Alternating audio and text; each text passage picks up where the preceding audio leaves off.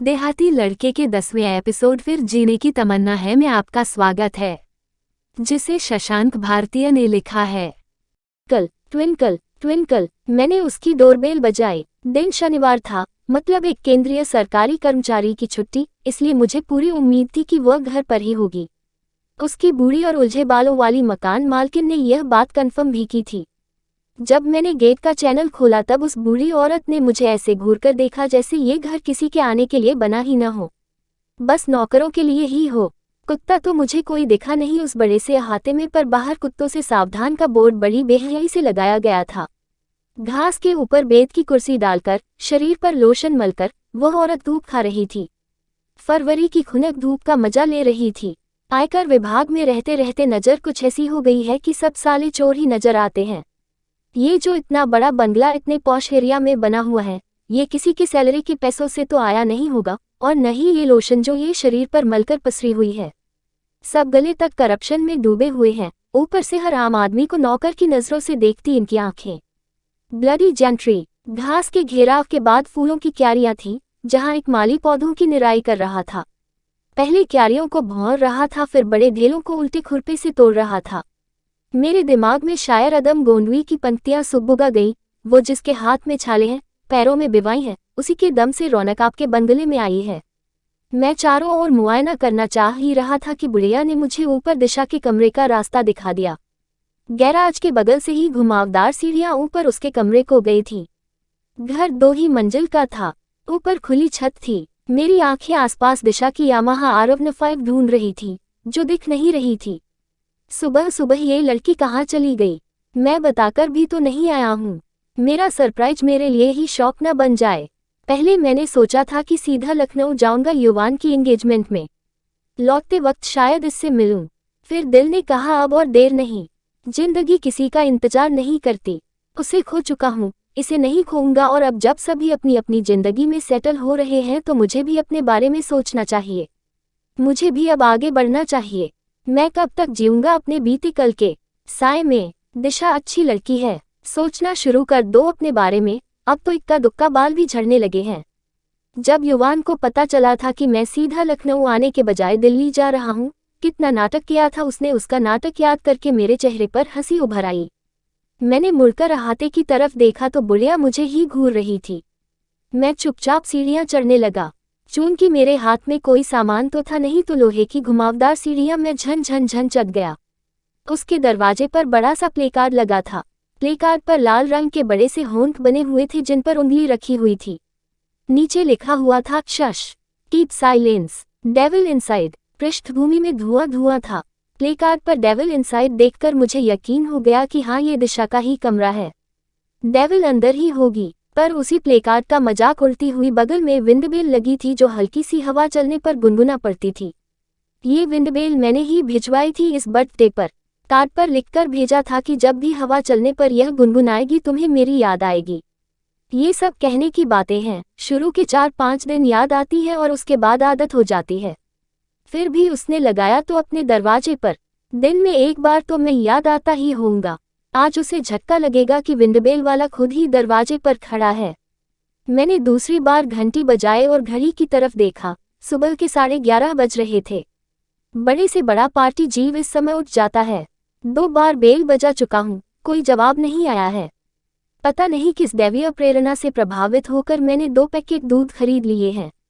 अगर यह घर पर नहीं हुई तो ये दोनों पैकेट उसी नागिन को पिला दूंगा जो नीचे धूप सेक रही है। मैं ये सोच ही रहा था कि कुछ खटका हुआ। अंदर कदमों की आहट से लगा कि कोई आ रहा है। आहट पास आती गई। मैंने अपने आप को तैयार किया। पहले ऊपर चिटकनी खुली, फिर सामने का नॉब घूमा। चे की आवाज से दरवाजा आधा खुला। आधे खुले दरवाजे से एक नंगा हाथ बाहर आया, जो शायद उसी का था। मैंने उस हाथ में दूध का एक पैकेट थमा दिया। पैकेट के ठंडे एहसास से वो हाथ सिहर गया और बाहर झांकने के लिए पूरा शरीर दरवाजे के फ्रेम पर तिरछा झूल आया। शरीर दिशा का ही था। एक आंख बंद, दूसरी आधी खुली, चेहरे पर नींद का साया, मुंह में घुसा में हुआ ब्रश, शरीर पर लटकी ढीली काली स्पैगेटी, नीचे नीली हाफ पैंट, पैरों में चप्पल और हाथ में दूध का पैकेट। जैसा कि मैंने मन में 2-3 बार कह रखा था, उसकी आंखों में देखकर दोहराया, व्हाट अ प्लीजेंट सरप्राइज। उद्धरण चिन्ह। जाहिर है उसने मुझे अहमदाबाद से दिल्ली अचानक सामने एक्सपेक्ट नहीं किया था। उसकी अधखुली और बंद दोनों आंखें खुल गईं और मुंह से निकला, धौरज आज पश्चिम। उसके मुंह में अभी मंजन का झाग ही भरा हुआ था जो बोलने पर उसकी ठुड्डी पर छिटक आया। मैंने अपने अंगूठे से उसकी ठुड्डी का झाग पोंछते हुए कहा, जाओ कुल्ला करो पहले। हम अभी उसके दरवाजे पर ही थे। मैंने उसे प्यार से दरवाजे के एक तरफ लुढ़काया और अंदर इस तरह घुस गया जैसे यह मेरा ही घर हो। वो पीछे पीछे आई, अब भी कंफ्यूज थी। मैं आराम से बेड पर बैठ गया और वह सामने हाथ में दूध का पैकेट लिए अपनी आंखों पर यकीन करने की कोशिश कर रही थी। तुम यहाँ थे? मैंने कहा, नाइस हाउस, गुड, और थम्स अप का साइन दिया। और वह अब भी मुझे बड़ी बड़ी आंखों से देख रही थी और असमंजस में टूथब्रश को कूच रही थी। मैंने उससे बड़े अधिकार से वॉशरूम की तरफ जाने का इशारा किया, अम्मा जाओ यार। उसने दूध का पैकेट डाइनिंग टेबल पर रखा और वॉशरूम की तरफ जाने लगी। जाने से पहले एक बार फिर पलटकर देखा और भवों से ऐसे कैसे का इशारा किया। मैं उसे इस हालत में पाकर मुस्कुराया। अपने हाथ का दूध का पैकेट भी जाकर डाइनिंग टेबल पर रख दिया और चारों ओर घर की सजावट का अवलोकन करने लगा। कमरे में पड़ा सिंगल बेड कह रहा था कि वह अकेली रहती है, पर सामने पड़ा डाइनिंग टेबल कह रहा था कि पहले उसकी रूम पार्टनर्स थी। दीवार पर टंगी ये ट्रैकिंग, वाटर राफ्टिंग और ग्लाइडिंग की तस्वीरें कह रही हैं कि यह एक खुली हवा का जिंदा दिल प्राणी है, पर अब इस शांत एरिया में इस खूबसूरत के घर कमरा लेना बता रहा है कि अब ये थक गया है और अकेला रहना चाहता है। इसे शांति चाहिए। मेज पर लैपटॉप स्लीप मोड में चला गया था, मतलब पढ़ते पढ़ते बिस्तर पर गिरी है मैडम। 3-4 किताबें एक साथ खुली हुई थी और नोट्स में एक पन्ना मुड़ा हुआ था। पढ़ते पढ़ते किसी टॉपिक पर पीएचडी कर लेने की इच्छा सबसे बुरी साबित होती है एस्पिरेंट के लिए। स्टूडेंट भूल जाता है कि सिविल सर्वेंट एक जर्नलिस्ट है न कि स्पेशलिस्ट, और यह गलती बहुत भारी पड़ती है। मैंने मुड़े हुए पन्ने को खोला और सरसरी निगाह से नोट्स की ओर देखा। राइटिंग चिड़िया की टांग की तरह थी मैडम की। उसकी राइटिंग अच्छी थी। ओफ, मैं क्यों याद करता हूँ उस 4 साल पुरानी लड़की को। बगल में मोबाइल पड़ा हुआ था जिसमें दिशा का आज का शेड्यूल स्क्रीन सेवर पर फ्लैश कर रहा था। मैंने मोबाइल उठाकर अपने हाथ में लिया और एक तिरछी सी मुस्कान मेरे चेहरे पर खींच गई। बिस्तर पर बिना तह किया कंबल पड़ा था जो आधा फर्श पर लटक रहा था। वहां अब भी उसकी अंगड़ाई भरी नींद सिमटी पड़ी थी। उसने मुझे बताया है कि कैसे वह सोते सोते बेड से नीचे गिर पड़ती है, धपस से। मुझे लगा कि मुझे कंबल को तह कर देना चाहिए। कंबल मोड़कर मैं खिड़की के पास आकर खड़ा हो गया और यह जानने की कोशिश करने लगा कि उसकी सुबह कैसे होती होगी। सामने गुलमोहर का खूबसूरत पेड़ था जिसमें फूल खिले हुए थे। खिड़की से बाहर बरामदा दिखाई दिया जहां उसका पेपर वाला रोज द हिंदू फेंक जाता है। वहां आज और कल दोनों के अखबार पड़े हुए थे। मतलब पढ़ाई में ढिलाई हो रही है। मैं बाहर झांक ही रहा था कि पीछे से उसकी आवाज आई, महारो साजन पधारो महारे देश। आज सूरज पश्चिम से निकला है क्या? बिना मुड़े और बिना उसकी तरफ देखे ही मैंने जवाब दिया, रोज निकलता है, शुक्र और अरुण ग्रह पर। मैंने खिड़की व पर्दे बंद किए और उसकी तरफ मुड़ा। उसने ऊपर एक हल्का सा कार्डिगन और नीचे फुल लोअर पहन ली थी। मैंने उसे ऊपर से नीचे तक देखा और मन में कहा, कवच और ढाल भी पहन आती, ऐसा लग रहा है जैसे अटैक ही करने आया था मैं बेड के पास आ गया। वो पास आई, अपने दोनों हाथ मेरे हाथों में दिए, एक बड़ी सी स्माइल की ताजगी के साथ कहा, हाय, हक भी नहीं करोगी? इस बार मैंने अपने दोनों हाथ उसकी तरफ बढ़ाए। नहीं, बिल्कुल नहीं, यह उसने हक करते हुए कहा। अब भी नाराज हो मुझसे? नहीं, हाँ थोड़ा सा, पर तुम यहाँ कैसे? वो थोड़ा पीछे हटते हुए बोली। मैंने एक गहरी सांस ली और उसे कुर्सी खींचने का इशारा करते हुए कहा, युवान की एंगेजमेंट है कल शाम को, तो लखनऊ जा रहा हूँ। मैंने सोचा जहाँ पनाह से मिलता चलूं। फाइनली तुम तीनों मिल रहे हो। फिर थोड़ा रुककर, 1 मिनट, शशांक आ रहा है ना? हाँ, शायद आ रहा है, पता नहीं। फाइनली तुम तीनों का साथ घूमने वाला द ग्रेट प्लान, ब्लूप्रिंट से हकीकत में आएगा। हाँ, उम्मीद तो है। छोड़ो उन दोनों को, हमारी बात करो ना। अरे नहीं, तुम लोग बहुत दिन बाद मिल रहे हो ना। मैं तो आ ही जाती हूँ अहमदाबाद। उसके चेहरे पर व्यंग्य मिश्रित मुस्कान घेर आई। उसकी आंखें कह रही थी कि आखिरी वाक्य में बहुत तीखी उलाहना दी है उसने। मतलब तुम खुश नहीं हो मेरे सरप्राइज से? मैंने बनावटी नाराजगी जताई और बेड पर बैठ गया। ना, आई एम हैप्पी, पर यार पहले बताते तो मैं तुम्हारे लिए तैयार रहती। फिर सरप्राइज कहाँ रहता। हाँ, पर तुमसे मिलने का मतलब है पूरा दिन तुम्हारे साथ। मैंने उसकी तरफ मुस्कुराकर देखा और मन में सोचा, यहाँ मैं पूरी जिंदगी की सोच रहा हूँ और तुम दिन कह रही हो। क्या हंस क्या रहे हो? हम कुछ प्लान करते, अभी मुझे जाना है 1 घंटे में। जाना? कहाँ जाना है? मैंने विस्मय में पूछा। उसके चेहरे के भावों में थोड़ा परिवर्तन हुआ, जैसे उसे कुछ याद आया हो। विषाद की कुछ रेखाएं उसके माथे पर घेर आईं। अरे, कुंवारी थोड़ी न मरना है, शादी भी तो करनी है न। अब कुछ लोग तो भाव ही नहीं दिए, सोचना पड़ता है भाई। अच्छा, तो लड़का देखने जा रही हो? हाँ यार, मम्मी का बड़ा प्रेशर है कि मिल लो एक बार, आरपीएस में है। वो डाइनिंग टेबल की तरफ कुर्सी खींचने गई, कुर्सी खींचकर मेरे सामने लगाते हुए पूछा, ये दूध के पैकेट किस लिए लाए हो? कोई राजस्थानी खीर बहुत अच्छी बनाता है और मुझे भूख भी लगी थी तो। मैंने अपना पेट सहलाया। उसने चेहरे पर बेतकल्लुफी भरी हंसी फेंकते हुए सांस भरी और बात बदलते हुए कहा, उसका नाम सिद्धार्थ है, आरपीएस में है। ओहो, रंगीलो राजस्थान, पगड़ी वगड़ी बांध के आएगा क्या? अरे यार, अब मजाक मत उड़ाओ। मुझे पता होता कि तुम आ रहे हो तो मैं उससे अपॉइंटमेंट कैंसिल कर देती। कई दिनों से टाल रही हूँ, आज फिर टाल देती। फिर बुदबुदाई, ये मम्मी भी पीछे पड़ी हैं, मुझे नहीं करनी शादी वादी। पर तुमने तो कहा कि तुम उससे आज नहीं मिल सकती, कल मिलोगी। मैंने कब कहा? अपना फोन चेक करो बालिके। मैंने अंगड़ाई ली और दूसरी तरफ देखने लगा। है, ये मैंने कब कहा? उसने अपने दिमाग पर जोर डाला, फिर मेरे चेहरे पर कॉन्फिडेंस भरी कुटिल मुस्कान देखकर अपने फोन की तरफ भागी। मैसेज चेक करते हुए बोली, urgent work today, catch you tomorrow. ये मैसेज सेंट 15 मिनट्स एगो। ये मैंने कब किया? हाँ, तुमने किया। मैंने किसी 5 स्टार होटल के दरबान की तरह अपना सिर झुकाया और सम्मान के लिए 2 शब्द कहे, आपको अपने फोन का पैटर्न लॉक बदलते रहना चाहिए, मैडम। अब तुम नहीं बचोगे राज। पर तुमने कहा था कि तुम्हें पता होता तो तुम अपॉइंटमेंट कैंसिल कर देती। फिर भी ये चीटिंग है। उसने मुझे फेंककर मारने के लिए टेबल पर पड़ी हिस्ट्री की स्पेक्ट्रम उठा ली। पर तुम्हें तो शादी ही नहीं करनी थी ना।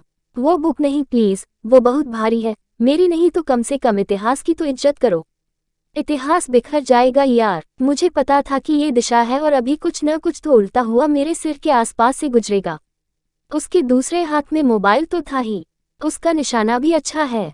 उसका रौद्र रूप देखकर मैं बैग के नीचे घुस गया और वहीं से सुलह की शर्तें पेश की। देखो दिशा, तुम्हारा फोन महंगा है, कुछ भी टूटा तो कम से कम 10,000 का खर्च आएगा, इसलिए गुस्सा थूक दो। तुम मुझे घूंसे मार सकती हो। 2 मिनट तक कोई आवाज नहीं आई। उसने मांडवाली में कोई इंटरेस्ट नहीं लिया था। फिर मैंने झांक कर देखा तो वह हंस रही थी। मैंने एक इंस्पेक्टर को इतना डरा हुआ कभी नहीं देखा। हाँ हाँ हाँ, वो भी बैग के नीचे। हाँ हाँ हाँ, अंडरकवर ऑफिसर तो देखा था, आज अंडर द बेड ऑफिसर भी देख लिया। हाँ हाँ हाँ। अरे तुमसे इंस्पेक्टर क्या शिवजी डर जाएं? हाँ नहीं तो, वैसे तुम आदत डाल लो एक ऑफिसर को डराने धमकाने की। मैं बैग के नीचे से ऊपर आ गया। उसने बनावटी गुस्से में अपना मुंह फुलाया और मुझे घूंसा मारकर कहा, तुमने ऐसा क्यों किया? मैं किसी शातिर अपराधी की तरह मुस्कुरा दिया। अच्छा, रंगीलो राजस्थान, तुम्हें सब पता था फिर भी मेरा मजा ले रहे थे। मुझे एक घूंसा और मारकर वह सामने वाली कुर्सी पर बैठ गई। अरे, मेरे खुद के होते हुए मैं तुम्हें किसी और के पास कैसे जाने देता? मैंने उसकी कुर्सी अपने पास खींचते हुए कहा। उसकी आंखों में प्यार भरी निगाहों से झांका। तुम कहाँ हो मेरे पास, आवारा इंसान? उसने मेरी आंखों में वापस देखा। मैंने उसके दोनों हाथों को अपने हाथों में लेते हुए कहा, मैं हूं तो तुम्हारे पास, अभी तुम्हारे सामने। तो मैं क्या करूं तुम्हारा? अरे, कमी क्या है मुझमें? घूस नहीं लेता हूं तो क्या हुआ, ठीक ठाक सैलरी है मेरी। खुश रहोगी तुम। मैंने अपने हाथ उठाकर अपना प्रचार किया। अरे तुम यूपी वालों का क्या भरोसा, 90% लोगों का तो दिल ही टूटा रहता है, पता नहीं वादा करके निभाओ या नहीं। अरे, मैं वादा निभाऊंगा यार, गंगा मैया की कसम जी। उसने मेरी आंखों में झांका जैसे कह रही हो, पक्का? अरे मान लो ना यार, तुम्हारे उधर तो कोई नदी भी नहीं है कसम खाने लायक। हे, हम लोग गंगा मैया का मान रखते हैं जी। हाँ, वो तो गंगा मैया की हालत देख के दिख जाता है। क्यों करूं तुम्हारा प्रपोजल एक्सेप्ट? क्यों करो एक्सेप्ट? मैंने बेसुरी आवाज में गाना शुरू किया। अरे आगरा से जाकर घाघरा ले आइब, जोधपुर से जाकर चोली ले आइब, लखनऊ में शॉपिंग कराइब हो, एक बेरी प्यार से सैया जी को हिदा तबेरा में तोह के घुमाइब हो। उसकी खिलखिलाती हुई हंसी देखने लायक थी। वो कुर्सी सहित गिरने वाली थी। दिशा, नीचे से मकान मालकिन की तेज कर्कश आवाज आई। हम हंसते हंसते बिस्तर पर आ गए थे। वह मेरी गोद में थी। शश, उसने मेरे होठों पर उंगली रखते हुए कहा, ताकि नीचे आंटी की आवाज़ साफ सुन सके। उसके गाल मेरे होठों के पास ही थे और कान बाहर दरवाजे की तरफ। दिशा, इतना शोर क्यों हो रहा है? सॉरी आंटी, वो टीवी का वॉल्यूम तेज हो गया था। उसने कमरे से ही आवाज़ लगाई। मुझे उसके झूठ पर हंसी आ गई। उसने अपना हाथ मेरे मुंह पर रख दिया। ठीक है, ध्यान रखो। पीछे से आंटी की वापस कमरे में जाती हुई आवाज़ आई। जी आंटी। उसने मेरी तरफ देखा, फिर अचानक खिलखिलाकर हंसने लगी। अब तुम क्यों हंस रही हो? राज, घर में टीवी ही नहीं है। वॉल्यूम किसका तेज हुआ था? हाँ हाँ हाँ। हम दोनों फिर हंसी में डूब गए। हंसते हंसते वह मेरे ऊपर झुकाई थी। मैं खुद कितने दिनों बाद इतने बेबाक तरीके से हंसा था। ऐसी बेलौस हंसी हम कॉलेज में हंसा करते थे। मैंने उसकी बच्चों जैसी निश्चल हंसी को देखा। उसके गालों पर डिंपल आ गए थे, वही हलवाई डिंपल। पता नहीं क्यों मुझे लगा कि मुझे इस बच्चे को चूम लेना चाहिए। दिशा ने भी कोई विरोध नहीं किया। उसने अपनी आंखें बंद कर ली, जैसे उसने इसका इंतजार किया हो। मैंने कभी नहीं सोचा था कि दिशा, जो बाहर से इतनी सख्त है, छूने पर इतनी नर्म हो जाएगी। पर इसकी और वजह है। वो मुझसे प्यार करती है, उसके अंदर मेरे लिए फीलिंग्स हैं और मुझे इसका फ़ायदा उठाने का कोई अधिकार नहीं। पहले मुझे उसे अधिकार देने होंगे, उसकी भावनाओं को सम्मान देना होगा और पिछली बार जो मैंने उसे हर्ट किया उसके लिए उससे माफ़ी मांगनी होगी। मैंने अपने होंठ वापस लिए और उसके बालों पर हाथ फेरते हुए कहा, तो तुमने मुझे माफ़ कर दिया? वो उठी और तकरार करते हुए बोली, हाँ माफ़ कर दिया, वैसे भी मेरा दिल बहुत बड़ा है। तो उसमें एक छोटा सा प्लॉट हमें दे दो, हम अपनी कुटिया डाल के रह लेंगे। नहीं, अब हम नहीं देते किसी को अपना दिल, लोग संभाल नहीं पाते। ऐसा है मैडम, प्यार से मांग रहे हैं, दे दो, वरना हम इनकम टैक्स वाले हैं, रेड मार देंगे। अच्छा, रेड? उसने अपनी बाहें चढ़ाई। देखे तुम्हारी रेड, बेड के नीचे छुपे हुए। ऑफिसर, अकेली लड़की खुली तिजोरी की तरह होती है, मैं तुम्हें लूट सकता हूँ। हाँ। मैंने अपने हाथ शक्ति कपूर की तरह हिलाए। अच्छा, तो तुम मुझ पे अटैक करोगे? आ जाओ आ जाओ आ जाओ। एक तो मेरी डेट कैंसिल किए, ऊपर से मुझ पे धौंस जमा रहे हो। ठीक से प्रोपोज भी नहीं कर रहे हो। मुंह देखो इनका, शादी करेंगे मुझसे। मुझे बिस्तर पर पटक कर खुद मेरे ऊपर चढ़ गई। हाँ, तो कमी क्या है मुझ में? मिलेगा नहीं मेरे जैसा, मैंने लेटे लेटे ही कहा। वह मेरे ऊपर बैठी हुई थी। उसने मेरी उंगलियों में अपनी उंगलियां डाली और मरोड़ने लगी। अटैक करोगे? मैं वो बस लड़कियों पर अपनी पावर नहीं दिखा रहा हूँ, बहुत पावर है मुझ में। नहीं नहीं, दिखाओ दिखाओ। तुम क्या मुझे चाबी लगा रही हो कि मैं तुम पे अटैक करूं? तुम कर ही नहीं सकते। ये एक चौहान का हाथ है बेटा, पछताओगी तुम। मेरे पीछे वो सर्टिफिकेट दिख रहा है, वो दीवार पे। मेरे ऊपर से उठोई तब तो कुछ दिखेगा मुझे। वो थोड़ा सा तिरछा हो गई और मैं पढ़ने लगा, certificate of official down grade. भक, मुझे पागल कुत्ते ने काटा है जो तुमसे शादी करूंगा। उसने भावें उचकाई। अब बोलो पृथ्वीराज चौहान। अरे चौहान की ऐसी की तैसी, मुझे नहीं करनी शादी, नहीं करनी ही नहीं है। मैं वापस ले रहा हूँ अपना प्रपोजल।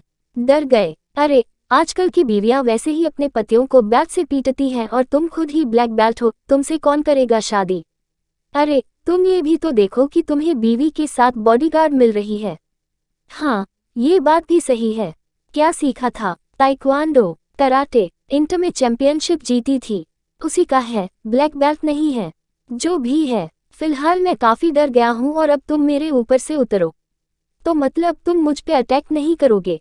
So sad. नहीं, बिल्कुल नहीं। और क्या खाली पेट मेहनत करवाओगी मुझसे? ठीक है, क्या खाओगे? मुझे ज्यादा कुछ बनाना नहीं आता, मुझे भूख तो लगी है। एक मिनट, तुम कैसी बीवी बनोगी यार? तुम मुझे भूखा मार दोगी क्या? अरे, मेरा हस्बैंड मेरी हेल्प करेगा ना? उसने मेरी आंखों में देखकर कंफर्म किया, करेगा ना? मैंने उसे देखा, फिर उसके पीछे टंगे सर्टिफिकेट को देखा और कहा, हेल्प? अरे मैम, मैं खुद ही बनाऊंगा। सो स्वीट, उसने मेरे गाल खींचते हुए कहा और मेरा चश्मा जो अभी तक उसकी टी शर्ट में लगा था, निकालकर मुझे पहना दिया। अब उतर जाओ ऊपर से और चाय चढ़ाओ। हाँ, चाय तो मैंने भी नहीं पी है। हम दोनों अब उसके किचन में आ गए हैं। तय ये हुआ है कि पहले हम दोनों मिलकर चिली पनीर और फ्राइड राइस बनाएंगे, फिर शाम को वह मुझे घुमाने ले जाएगी, रात को लखनऊ मेल से लखनऊ। हद है, मैंने अभी तक चिली पनीर बनाना ही सीखा है। उसे बहुत पसंद था और मैंने उसके लिए ही सीखा था। हम दोनों क्या, मैं बनाऊंगा और दिशा हेल्प करेगी। चाय पीते पीते सारी बातें हो रही हैं। मैं पीछे की दीवार पर टेक लेकर खड़ा हूँ और वह टानर पर आलथी पालथी मारकर पुरखिन बनी बैठी है। बातें हैं कि खत्म ही नहीं हो रही हैं। वह ज्यादा बोल रही है, मैं ज्यादा सुन रहा हूँ। मैंने कभी उससे इतनी बातें नहीं की थी। दिशा जो आधे घंटे पहले एकदम सीरियस थी, उसके राग रंग ही बदल गए हैं। एकदम पहले वाली दिशा बन गई है। बेधड़क, बेफिक्र, बिंदास, हर बात में चाहक रही है। यार, ये चीज न हम ऐसे करेंगे, वो चीज हम वैसे करेंगे। पर यार, घर वालों को मनाना काफी टफ होगा। नहीं, तुम ट्रांसफर लखनऊ ले रहे थे न? लखनऊ मैं गई हूँ एक बार, जब मैं फर्स्ट ईयर में थी। तुम्हारा ग्रेड बड़ा है न? अब तुम आईटीओ हो गए हो न?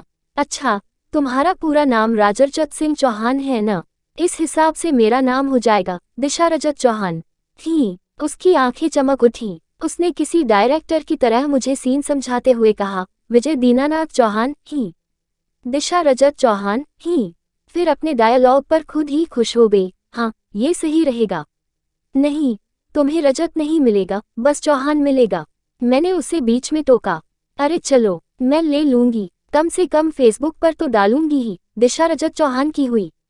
लाइक्स 1000 के पार, ये एकदम सही रहेगा। उसने खुद ही ताली बजा ली। मैंने भी अपनी तरफ से एक बेकार सा ऑफर दिया। ये कैसा रहेगा, शादी के कार्ड पे दिशा घायल वेद रजत घायल। ना ही ये बेकार है। उसने हाथ हिलाकर मेरा आइडिया रिजेक्ट किया। मुझे तो फनी लगा। ना बेकार है। राज, तुम मुझे पहले अपनी एग्जैक्ट उम्र बताओ। तुम पहले टानर पर से उतरो। तुम्हें ऊपर चढ़ के बैठने की बीमारी है क्या? अभी थोड़ी देर पहले मेरे ऊपर थी। हाँ हाँ, उसने अपने होंठों पर बच्चों जैसी हंसी बिखेर दी। हंसी नहीं, अभी तक सारे काम मैंने ही किए हैं, तुमने कुछ नहीं किया। बैठे बैठे एप्पल खा रही हो। अरे, मैं ऊपर से सुपरवाइज कर रही हूँ न, कि पनीर सही से भुन रही है या नहीं। उसने एक धूर्तता भरी स्माइल दी और भावें मटकाई।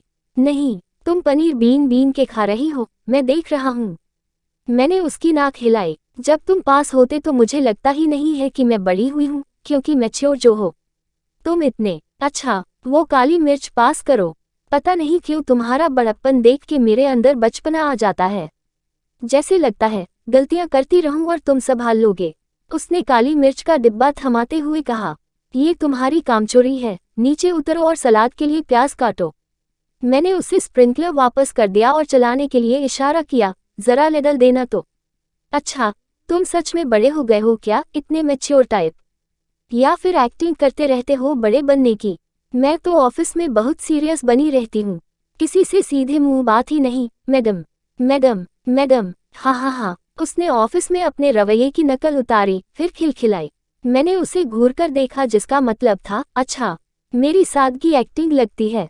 उसने खुद ही सफाई पेश की। हाँ, तुम तो हो गए हो मैच्योर, तुम्हारे आर्टिकल्स पढ़े हैं मैंने, काफी लेवल के होते हैं। वैसे तुम्हारी एज क्या है, कितना सोचते हो तुम? 27। 27 की तो मैं भी हूँ। उसने उतारने के लिए दोनों हाथ आगे बढ़ाते हुए कहा, जिसका मतलब था, उतारो मुझे। आज इन्हें काफी बदमाशी सूझ रही है। मंथ, अगस्त, तुम अगस्त, मैं फेब, मतलब तुम बड़े हो मुझसे 6 महीना। फिर ठीक है, बढ़िया है, अब मुझे कराटे किड की लात नहीं खानी पड़ेगी। उसका अक्टूबर था और वह मुझसे 2 महीने छोटी थी। ओफो, मैं क्यों याद कर रहा हूँ उसे। और अब जब उसका दूर दूर तक पता नहीं है, और मुझे दिशा से अपने लिए बात करनी है, इस बेमतलब और बेटाइम की तुलना के लिए मैं अपने दिमाग पर झुंझलाया। वह क्यों नहीं जाती मेरे दिमाग से? चुप रहो मेरे बेवकूफ़ दिमाग। तुम बीच बीच में क्या सोचने लगते हो? तुम बीच बीच में कहीं खो जाते हो। मैंने कई बार देखा है। कोचिंग में भी तुम होते तो थे, पर होते नहीं थे। अरे कुछ नहीं, ये बताओ कि किचन पूरा साफ कैसे है? मतलब तुम्हें ऑफिस के बाद इतना टाइम मिल जाता है? मैंने चारों तरफ नजरें फिराते हुए कहा। अरे वो मेड आती है न शाम को, तो वही। ओह पर तुम्हारे साथ तो हमें मेड की जरूरत नहीं पड़ेगी, है न? क्योंकि तुम्हारा सारा काम तो मैं करूंगा, है न? मैंने उसे गाल पर चपत लगाए और सलाद धुलने का इशारा किया। अरे तुम मेरा सारा काम कर देना, मैं तुम्हारा सारा काम कर दूंगी। हाँ, फिर तो we will be literally made for each other. हाँ हाँ हाँ, वो हंस पड़े और सलाद सिंक में छिटक गए। ये पंच सही था एकदम। हाँ हाँ हाँ, तुमने तुरंत बनाया। हाँ, और क्या, शशांक का था, हमने साथ में एक करी बनाते वक्त बनाया था। हम दोनों मेड फॉर इच अदर थे। पर उसने भी मेरे कई पंच चुराए हैं। अच्छा, तुम्हें मुझ में क्या पसंद आया? इस प्रश्न का सीधा मतलब था कि जल्दी से मेरी तारीफ करना शुरू करो। किसी भी दुनिया की किसी भी लड़की के इस प्रश्न का बस यही मतलब होता है। मैंने उसे घूर कर देखा, जिसका मतलब था कामधाम कुछ करना नहीं है, तारीफ कर दो बस इनकी। उसने अपने दोनों हाथ आगे कर दिए, मेरा सारा काम हो गया, और फिर कढ़ाई में झांक कर बोली, डिश भी लगभग तैयार है। फिर सलाद की तरफ इशारा किया जो उसने करीने से काट दिए थे। मैंने कढ़ाई की तरफ देखा, अभी थोड़ी कसर रह गई थी। फिर उसकी ओर मुखातिब हुआ, मेरा ऐसा कोई जज करने का क्राइटेरिया नहीं था। फिर भी, देख के बताओ मुझे। उसने अपने फिगर की तरफ इशारा करके गर्दन मटकाई। हम सोचने दो मुझे, लेट मी थिंक। तुम गोरी हो, हाँ वो तो मैं हूँ। और तुम लंबी हो, लंबी। झट से आकर मेरे बगल खड़ी हुई, नापते हुए बोली, तुम्हारे ही जितनी तो। और अम्मा, तुम्हारे पास बाइक भी है? बाइक? अब ये कौन सा क्राइटेरिया है? ये तो पहली बार सुना मैंने। और बाइक तो बेच दी मैंने। क्या बेच दी? फिर तो मुझे तुम्हारे बारे में दोबारा सोचना पड़ेगा। उद्धरण चिन्ह है। ऐसा क्या है? वापस ले लेंगे यार। वो मेरी तरफ 90 अंश के कोण पर खड़ी थी और मैं कढ़ाई में देखते हुए बातें कर रहा था।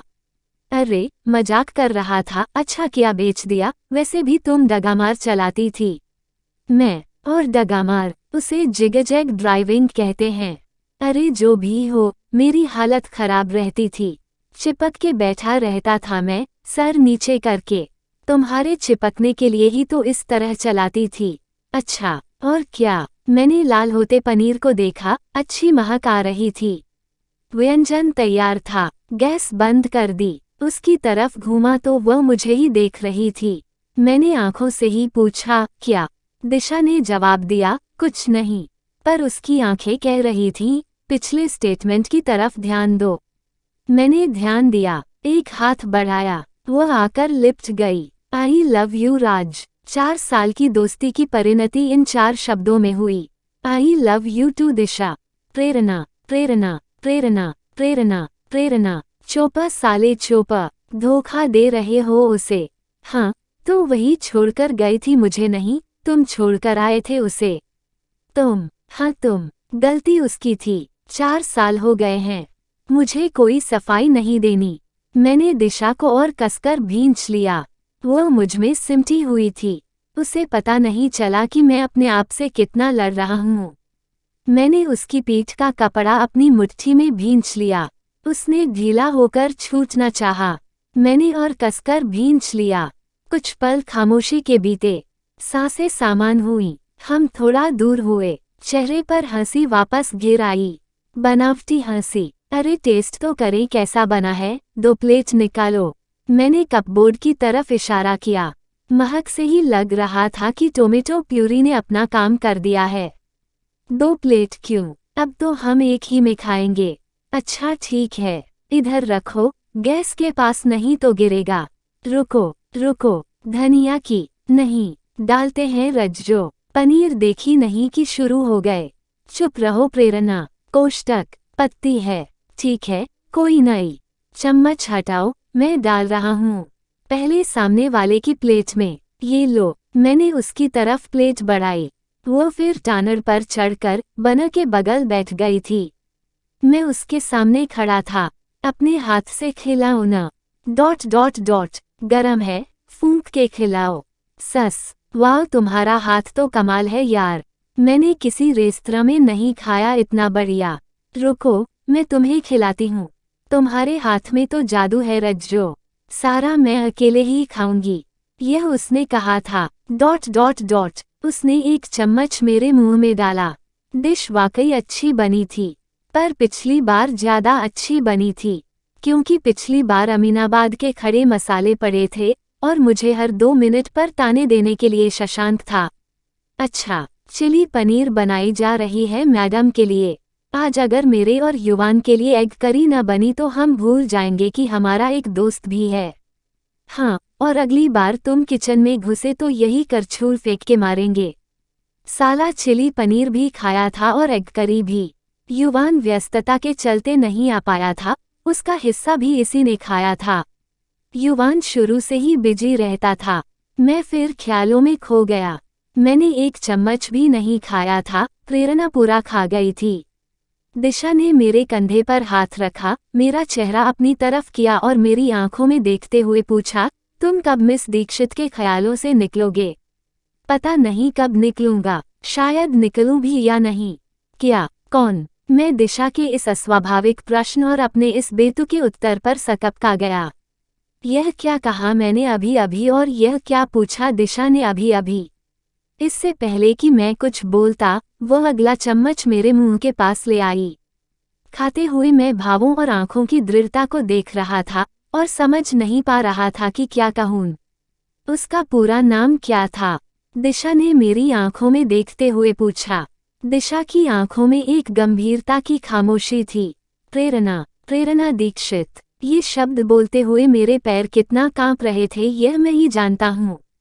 दिल दिमाग में तो ये नाम अक्सर आता रहता है, पर होठों पर ये नाम 2-3 साल बाद लिया था। दिशा को ये सब कहाँ से पता चला? तुम्हें मिस दीक्षित के बारे में कैसे पता? लास्ट टाइम जब हम कैब में थे और दीक्षित का नाम लेने पर तुम्हारी आवाज का टोन और चेहरे का रंग दोनों बदल गए थे, मैं तभी समझ गई थी। Nice observation. खैर, शाम को हम कहाँ जा रहे हैं?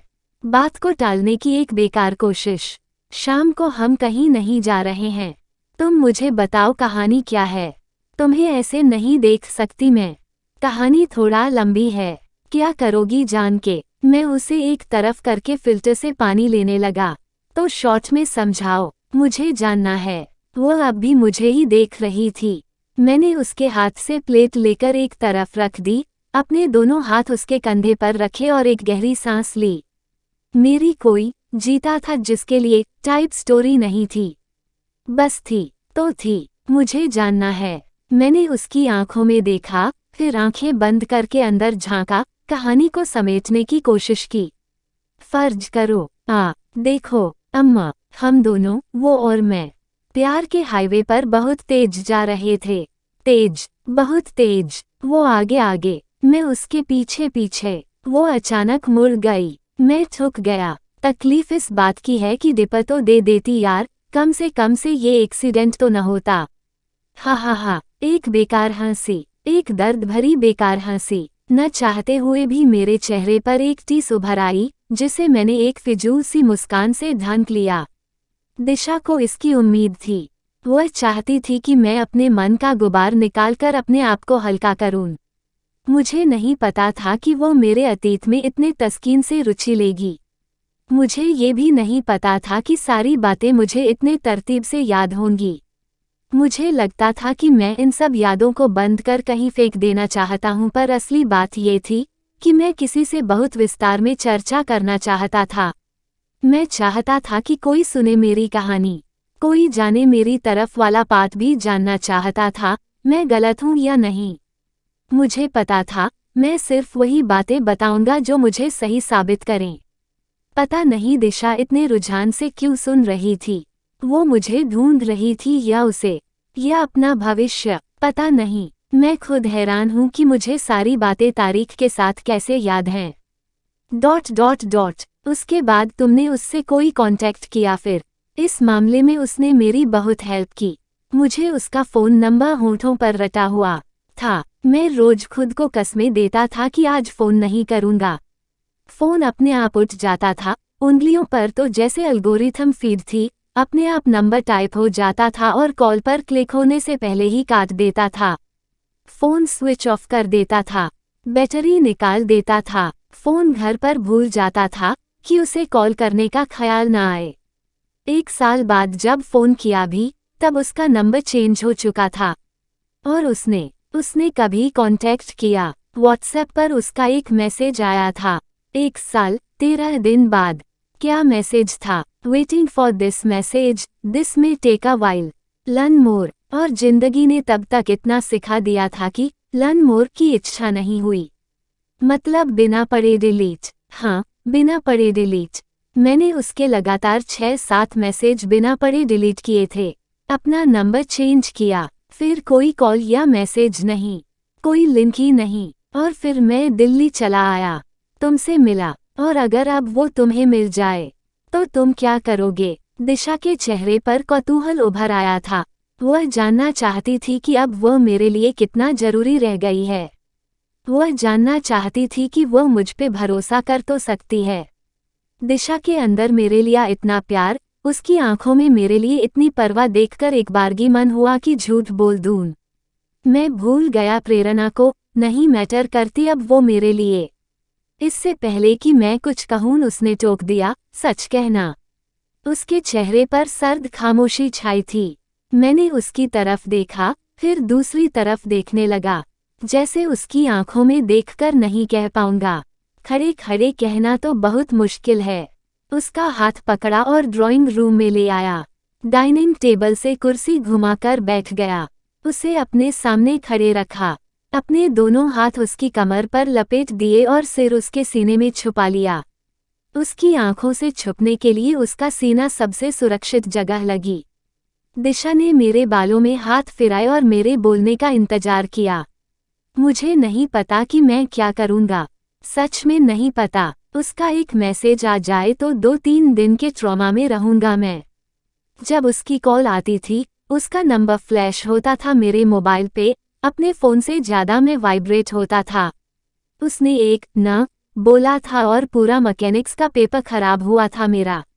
उसने एक बार रिक्वेस्ट की थी और मैथमेटिक मेथड का पेपर पढ़कर पढ़ाया था। मैंने उसे वो मिलेगी तो मुझे नहीं पता कि मैं उससे क्या कहूँगा। मेरे पास पूछने को बहुत सारे सवाल हैं, बताने को बहुत सारी बातें हैं, और शुरू करने को पूरी जिंदगी है। पर मुझे नहीं पता कि मैं क्या करूँगा। मुझे सच में नहीं पता। पर मैं अब उसे हक नहीं दूंगा। उसे क्यों ऐसा लगता है कि मुझ पे पहला हक उसका है? उसे इतना कॉन्फिडेंस कैसे है कि वो मेरी जरा सी भी कद्र नहीं करेगी और मैं उसका गुलाम बना रहूंगा? वो शायद सही भी हो, पर मैं उम्मीद करता हूँ कि वो आगे बढ़ गई हो। और मैं भी अब आगे बढ़ना चाहता हूँ, इसीलिए तो तुम्हारे पास आया हूँ। अतीत में कुछ नहीं रखा, अभी तुम हो न मेरे पास, दिशा तुम हो न मेरे पास। मैं आगे बढ़ना चाहता हूँ। मैं तुम्हारे पास आया हूँ। अपनी बात कहते कहते मैं भावों में इतना बह गया कि दिशा की तरफ देखा ही नहीं। मेरी बातें उसके दर्द से जितनी बाहर होती जा रही थी, उतना मेरे चेहरे को अपने सीने पर दबाती चली जा रही थी। मैंने सांस लेने में तकलीफ महसूस की। थोड़ा सा ढीला छूटकर उसके चेहरे की ओर देखा।